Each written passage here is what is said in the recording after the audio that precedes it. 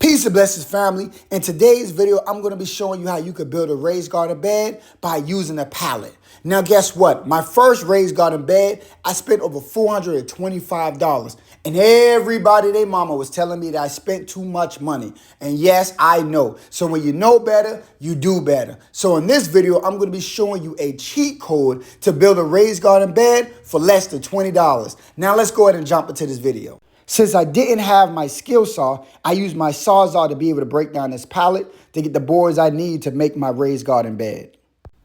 Now, this is where your Sawzall will actually come in at. You would just take your Sawzall from the top all the way down to the bottom, and you will be able to get this done in seconds without any type of hesitation. Now, of course, whenever your tools are limited, man, you got to do what you got to do and don't make no excuses. This whole project right here probably took me about 20 minutes to do. With the right tools, it should probably take you anywhere from 10 to 15 minutes if you're a skilled person.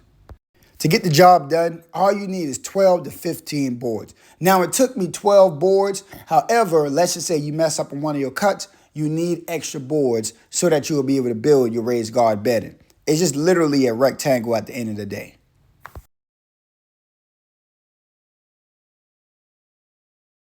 So as I was cutting my material, I look up and I saw three beautiful children looking at me. So you already know they want to be entertained. They want to grab their snacks. So daddy went ahead and he started exercising, did a little jumper jacks and push-ups. And then after that, I got right back to working.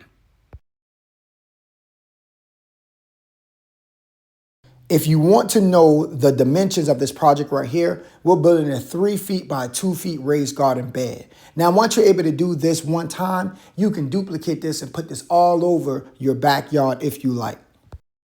When you become an old young man like myself, your back may start hurting. So all you got to do is stand your raised garden bed up to go ahead and finish out this project.